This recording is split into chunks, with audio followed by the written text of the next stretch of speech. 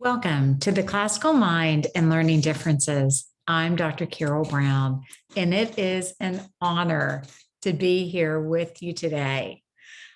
I just have to share that I had the privilege of being at the very first SCL conference many, many years ago. You see, I was actually a parent, a teacher, principal, headmaster in classical Christian schools for over 14 years. So it is a joy to be with you because you see, the last 13 years, I had been focusing on coming alongside of schools to teach them how to develop students' cognitive abilities to make learning accessible and fun, to keep that joy of learning there, and to make them successful for all that God has for them. And so as we get started today, I want us to first define some terms. And you'll see three things that can seem a little interchangeable, but they really are different. And that is, what is a learning difference? And that simply is a different rate that a student may learn. It may be the diverse way that a student learns. And so that's just kind of a very general understanding of a learning difference, with that diversity and rate being different. Now, there's also learning difficulties. And that's going to refer to a lot of external things that can impact a student. And that can be from personal or family trauma, natural disaster. Right now, there's a lot going on, as you know, with the refugees, or everything in the border crisis. And so you're having children being displaced and coming in, needing to learn in a second language, having been through trauma, and that greatly impacts them and causes difficulties in learning. The pandemic, as we all know, caused difficulties in learning. Other students may have flourished that time, but we have heard such a diverse impact of that. And that has greatly impacted reading and math scores, for example. We have the privilege here at Equipping Minds to work with those schools. We partner with adoption agencies, with Lifeline Children's Services, with missionaries from numerous sending agencies. We have trained educators who are working with the Ukrainian refugees in their schools. And so they are putting the things we're going to learn today into the schools to help those students in numerous ways, from emotionally to cognitively to spiritually. And the next area that you will hear is when there is actually a diagnosed learning disability. And that will refer to students who are at average or above average intelligence. And there's a discrepancy between their potential and their performance. I will say that here in the United States, 1 in 5, maybe now 1 in 4 children are being diagnosed with a learning disorder. And the most common is called a specific learning disorder, which represents 33% of the population of those diagnosed. And that combines a diagnosis of dyslexia or a reading disorder, dyscalculia or a mathematics disorder, dysgraphia, a writing disorder, or you'll see learning disorder not otherwise specified.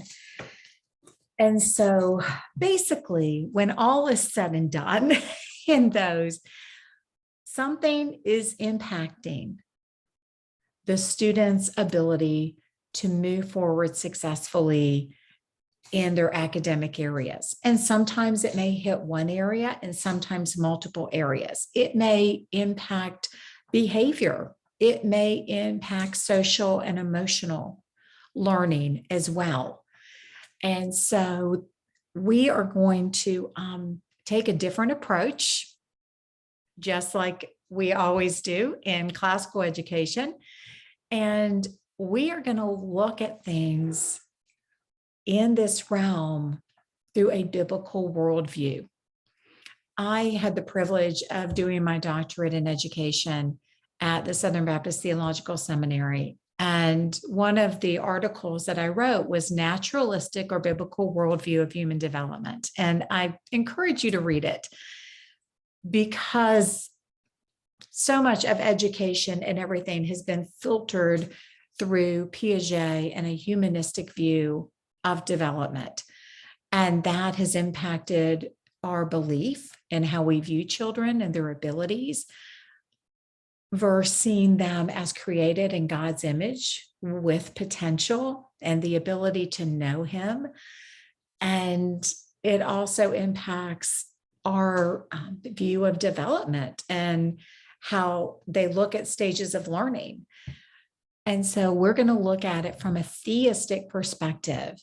And there has been an influence from Comenius to Reuven Feuerstein through the years to scripture on the importance of you, the human mediator, the teacher, as you are working with students. And those relationships are so key. And you know that. It's why you love doing what you're doing. Now, we have all read Recovering the Lost Tools of Learning. And I, have my, tools of learning little cheat sheet that we all love. And as we look at the characteristics of students and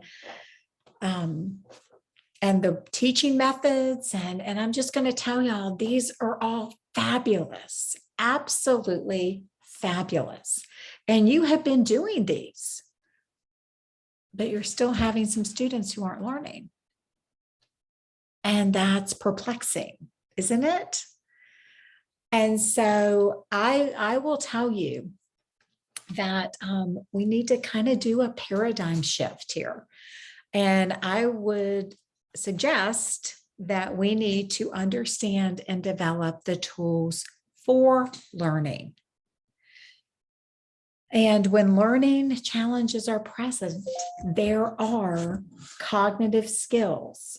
Those are the tools which need to be developed and strengthened. Let me just ask you, for example, do you ever teach anything one day and the next day it's like it was never there? Yeah. So I want us to understand what these tools are and kind of define them just very briefly. You will have a handout, and I'm just going to hit on them because we're really going to look at them more when we are doing some cognitive games and exercises. That's how I like to kind of unpack it more so. But you all know we have our memory, and that short-term memory, if we can hold on to it for that millisecond to up to 30 seconds. And are we going to do something with this or throw it away? And then our working memory. And the working memory is key. It's been so much written about working memory the last 15 years and really saying working memory is the new IQ. Working memory is a component of executive functioning. And you may hear, oh, someone has an executive functioning disorder. Well, I would contend that almost everybody does until your brain is fully developed. But working memory is a component of that. And working memory is simply, not really simply, it's pretty complex, about being able to hold on to multiple pieces of information. So 2, 3, 4, 5, 6, 7 pieces of information, and do something with that, like listening and taking notes, reading, spelling, holding on to letters, writing, holding on to sentence structure and your sequence of events and grammar rules and handwriting formation, remembering the steps to the math problem. And it truly is a stronger predictor of academic success than an IQ score. In any learning disability, whether it's ADHD, the SLD that we just talked about, or autism, a language disorder, a commonality is going to be a deficiency, a relative deficiency from other areas in working memory. And I would contend pretty, at least 50% or more of the time, I'm going to see a processing delay. I do cognitive testing, psychological testing. And I read a numerous number of psychological tests in my line of work. And so we'll see that. So what are some signs of a weak working memory?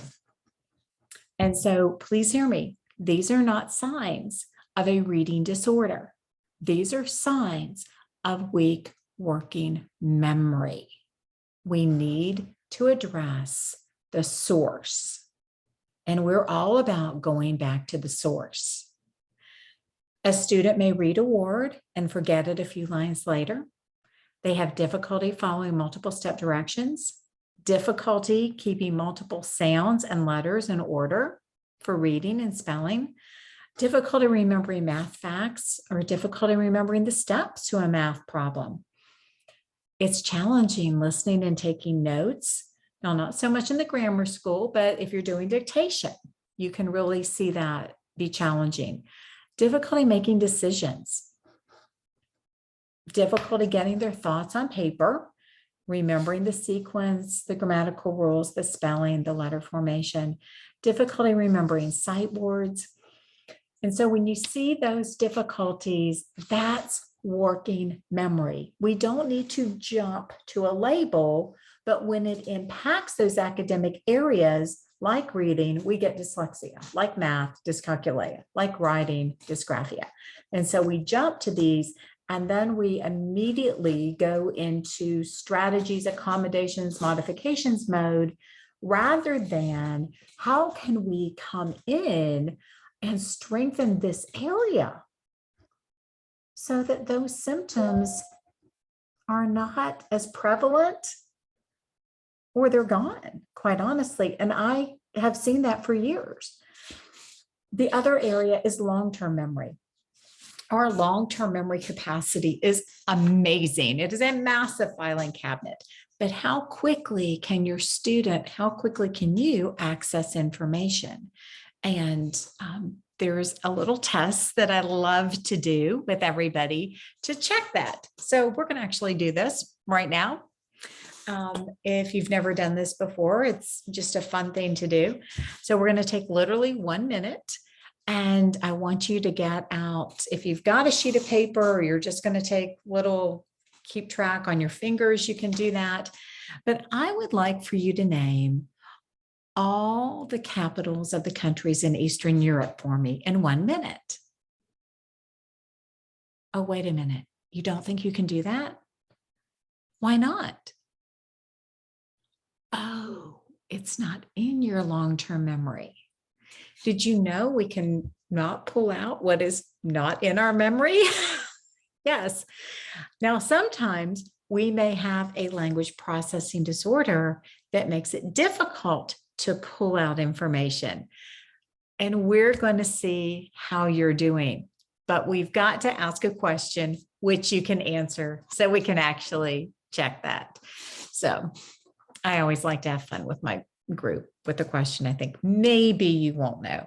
I didn't ask you to name the characters in the Odyssey or anything, so which you probably could have done. So, or the Greek gods.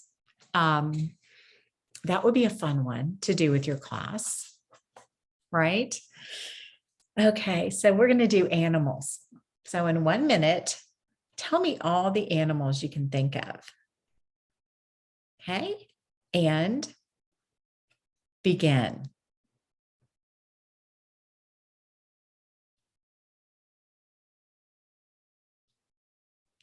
So, how'd you do? There are probably 4, possibly 5 ways that your brain thought through this. And if you were doing this with a student, with a spouse, with a parent, then it would be interesting to see how they did.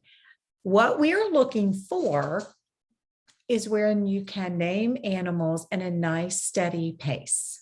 Okay, remember slow and steady won the race.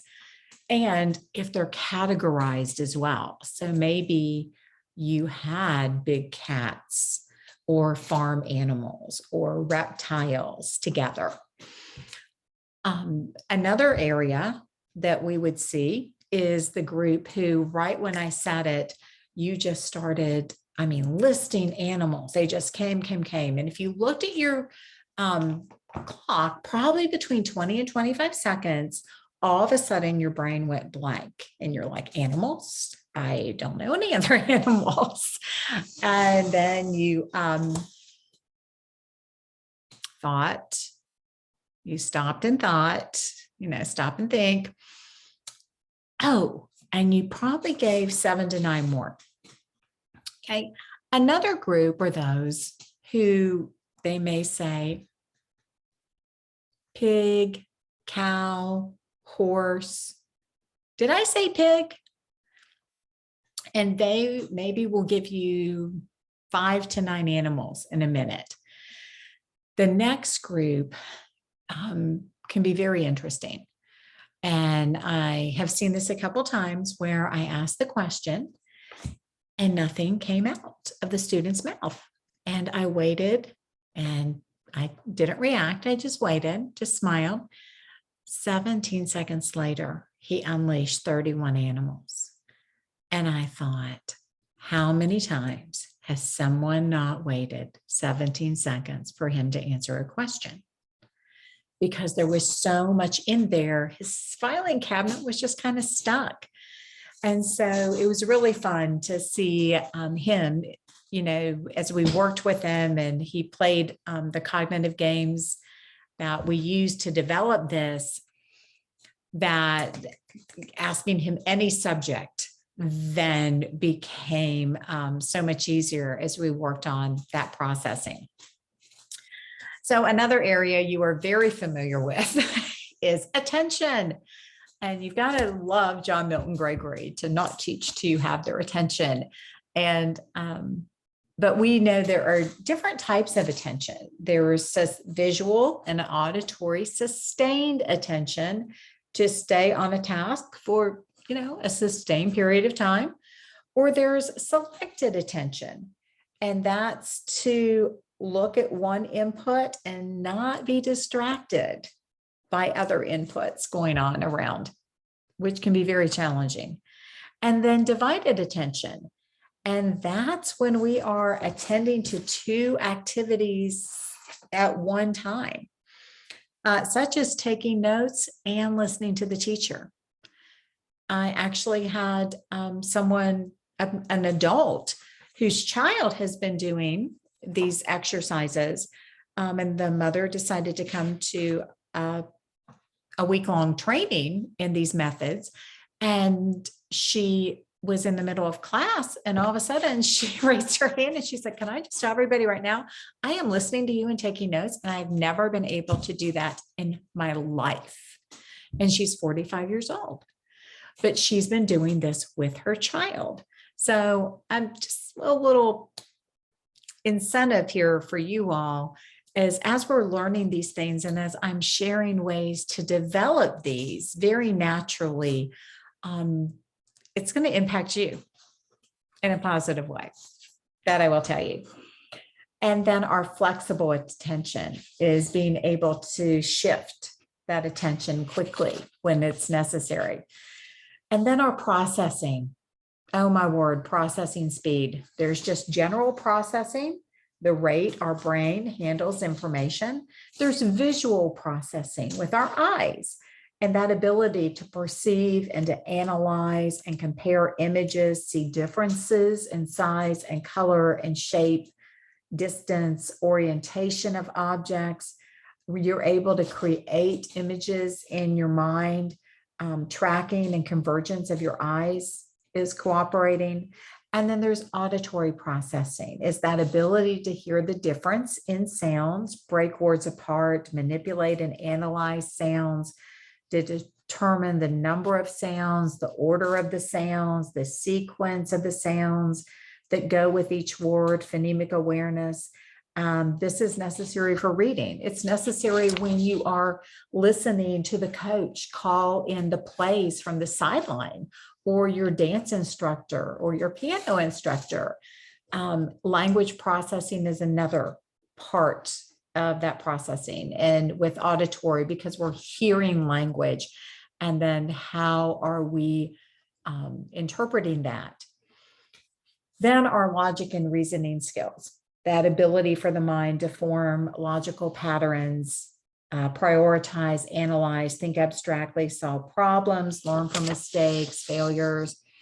And then you may have heard the term executive functioning a lot. And that really has three components. Adele Diamond was really the forerunner in that description.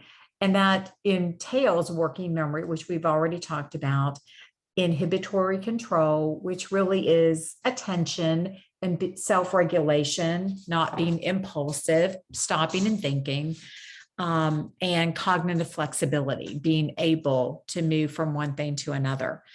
And then comprehension, that ability to remember and understand what we read.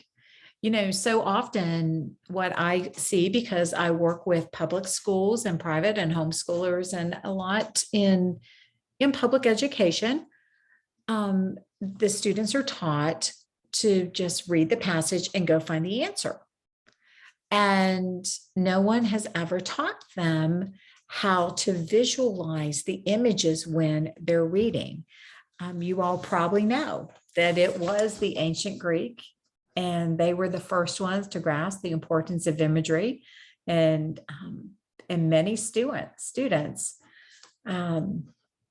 you know, as they're trying to read the questions at the end of the chapter and find the answers. And this is just not reading comprehension. It's reading a passage and finding the answers. So when there's weak comprehension, there's difficulty following directions, getting the parts, but missing the whole. Information may seem to go in one ear and out the other because they're not creating that image. Difficulty with comprehension of written and oral language. Difficulty even expressing language. Difficulty grasping humor and abstract thinking. Phew. Did y'all see some of those things in your class? Yes. And what I'm going to tell you is more academics is not the answer. Tutoring is a Band-Aid. It just gets them past the test. And so it's also important to remember that, you know, this is supposed to be a grammar lecture, but I know there could be folks in here from every realm. And I'm just going to tell you, our brain is not fully developed until we're 25 years of age. In our mid-20s, it's not like on your 25th birthday, you know, that's it. But the brain still continues to create pathways until we die. And that's neurogenesis. And so you are going to see immature behavior, difficulty controlling impulses, inability to predict consequences or actions and see cause and effect, and lack of motivation sometimes. Handling stress is very difficult for children and adolescents. Heck, it's difficult for adults. Have you looked around? And trauma, y'all, trauma. Once again, it greatly impacts learning. And so in the realm out there, some colleagues, myself, we are also trained in trauma-informed practices because of the children that we work with. We partner with Lifeline Children's Services and have trained other adoption agencies. Lifeline uses the Equipping Minds program that I developed in their Bridge program, and Amar Hinton is over that program. And we incorporate it together with trust-based relationship intervention. And it's just a really powerful tool to help bring emotional, social, spiritual, cognitive development and rehabilitation to the brain. So wanted to encourage you there on this journey. Now, why me today? Well, probably like, well, the last 13 years you've been studying the brain and working with students on this. I have. I have. And I didn't just wake up one day and decide to do that. I will tell you, it was because it was a personal journey. Because our son, our middle son, actually, we have two boys and a girl. They're adults now. And our middle son had a traumatic birth. There was a lot of trauma. We almost lost him. There was oxygen deprivation. So he was in therapy intervention from his early days. And so there were a diagnosis of a language processing disorder. And that impacted when we were looking at a private school. He did not get in. And then we heard that a classical Christian school was starting. And Dr. Robert Littlejohn was in town, and we went and heard him, and we looked at each other, my husband and myself, and said, if half of what the man said is true, let's sign up, And so it was a great fit for our son, Clayton. Lynn Gilpin looked at me and said, there's so much in there that wants to get out. I think our school will be perfect. And the way that they approached everything there at Veritas was phenomenal. He scored a 99 percentile on the CAT in phonemic awareness. However, by second grade, reading was laborious, was not happening. And so we had been doing the RIGS program, which is a great program. You know that. I even called her and she said, y'all must be doing it wrong. Said, oh, we're actually not. Everybody else is reading fluently except for my son. And so we got further intervention with the Linda Mubel program with LIPS, Visualizing and Verbalizing, Math on Cloud 9, and STEAM Stars. He needed all of them, and I got trained in all of them. And then I started implementing those into the classical schools that I led. And we were able to have wider doors with that. I also, was always interested in neuroscience and with my undergrad and graduate work. And so because of Clayton, I was always reading about the brain and how to stimulate the brain, and it impacted greatly how we did life. And then how I train teachers as well. And so, but there would come a time in high school where everything we had done just wasn't enough. And he came home one day, this child who loved going to school, and he said, I can't process it as fast as it's coming at me.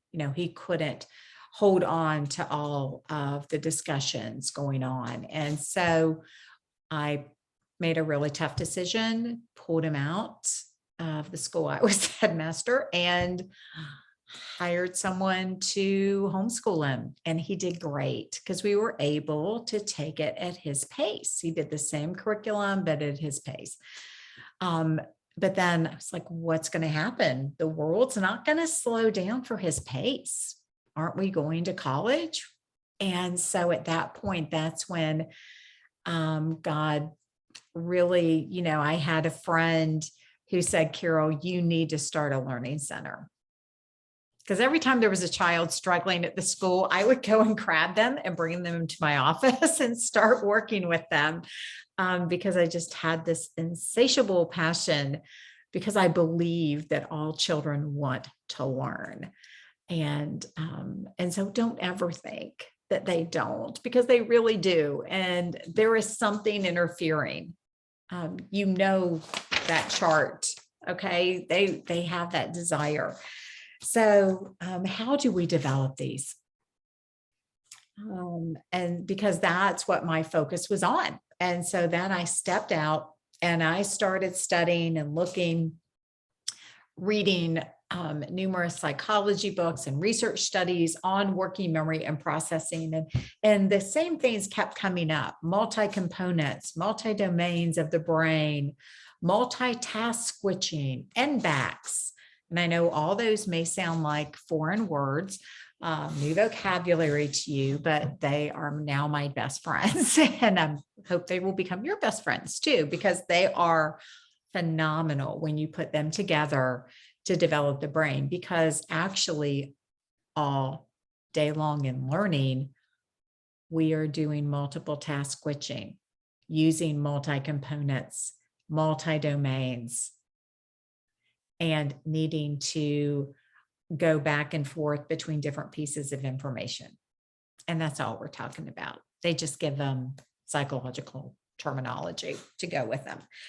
And so through this and my research, I came across a cognitive psychologist, Dr. Ruben Feuerstein, who had said that the brain could change before we had all the research in brain imaging that we do today.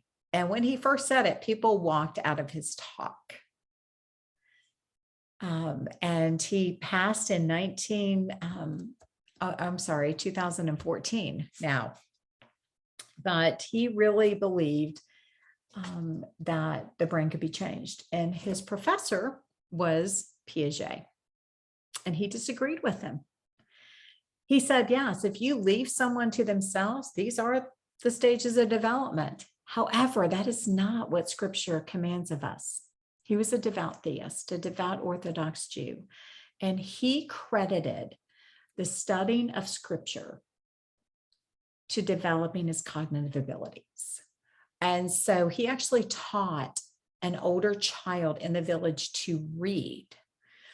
And so he brought forth the theory of what's called mediated learning and using a human mediator. And so a human mediator just takes the learner beyond their natural limitations to reach their full cognitive potential and generate new cognitive structures. That is what is so amazing. Higher order skills and executive functions are developed through this experience. The mediated learning experience is interactive between the learner and the mediator, who possesses knowledge and intentionality, conveying a meaning or skill. The learner is encouraged to relate the meaning to another experience or thought, and these meaningful human interactions impact social and emotional development. Now, all teaching is not mediation, but all mediation is teaching. The methods and games that we are going to be playing right now are all used with children and adults of all ages and all abilities in over 40 countries. The cognitive games have generalized. These lost tools of learning have generalized to academics. And those results are published in peer-reviewed journals. And I've got a link there. And you go to ResearchGate and put in my name and they're going to come up. In 2009, since 2009, I've been developing these games, and they're going to use numbers, colors, letters, shapes, sounds, and images. And we take what the student knows, what they know, and these cognitive skills are increased, and it impacts reading, math, writing, social skills, language, attention, behavior, self-regulation, how they do on the soccer field, the piano lesson, the ballet class. It just astounds me. One thing I want us to understand is the ability to visualize, to create images, because, Aquinas said it, Aristotle said it, Augustine, through the years, everybody said the importance of images. And that's images of letters, because to be able to spell, we have to be able to see letters in our mind, forwards and backwards, and to manipulate those. We have to be able to see numbers in our mind for mental math and to hold on to information in those steps. We need to see images in our mind for reading comprehension. And so someone can be able to have strong imagery with letters, but not numbers, or vice versa.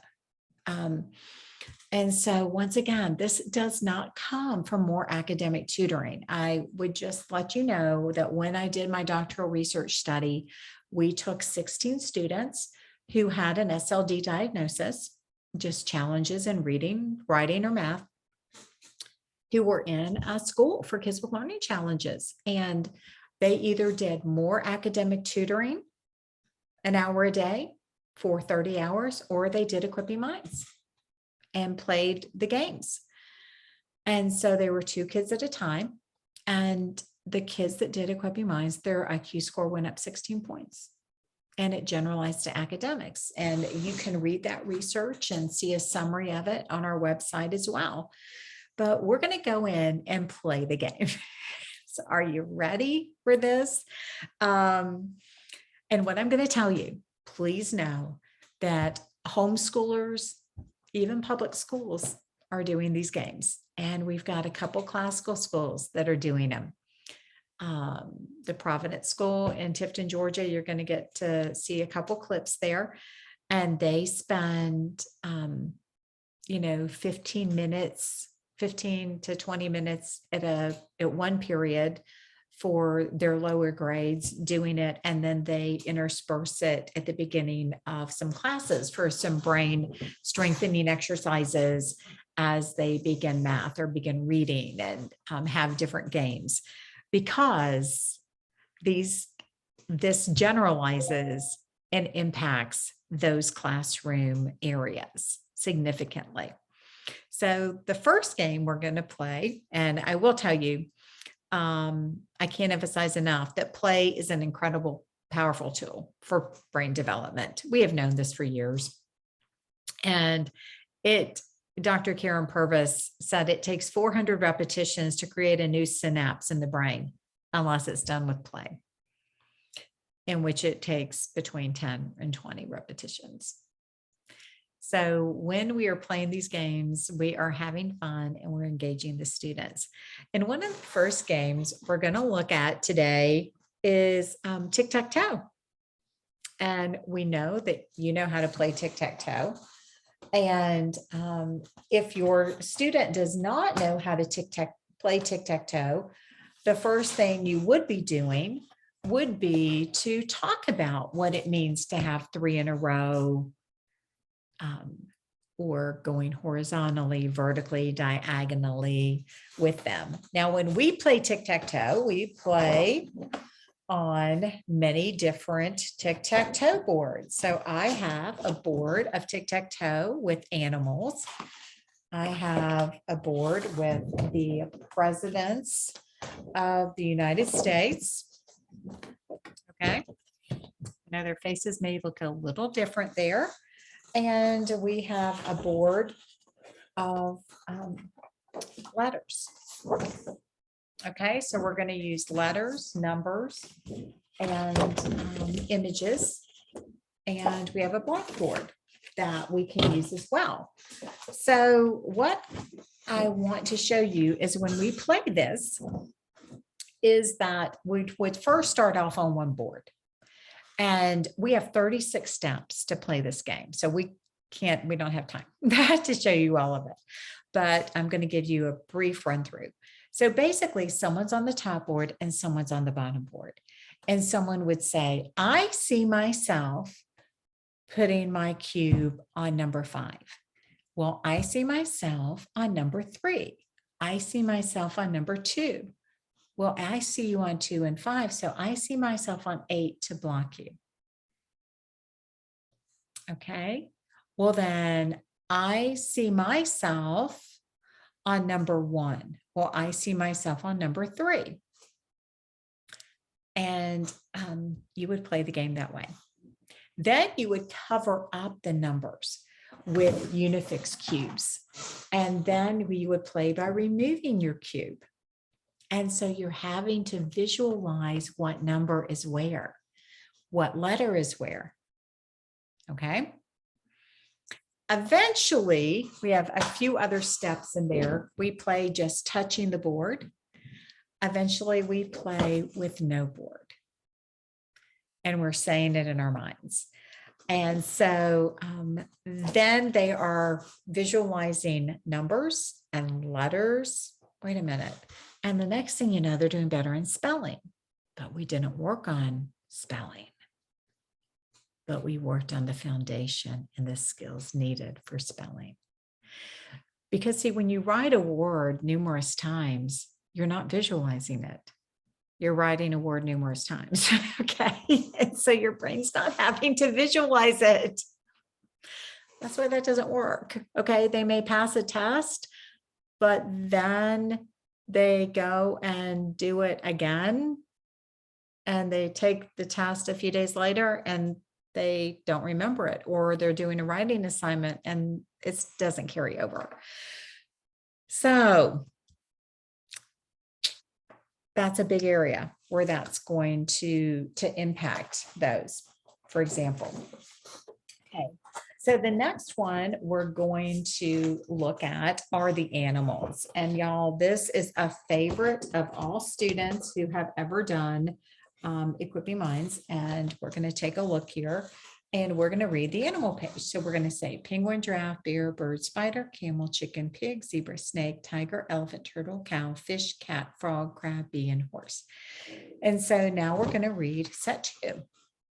Okay. And now we're going to go in and I'm going to give you some directions. Now, I'm going to have you circle the bear, box the snake, X the fish, triangle the cat, underline the elephant, and put a line above the turtle. So can anyone tell me what you're going to see yourself do?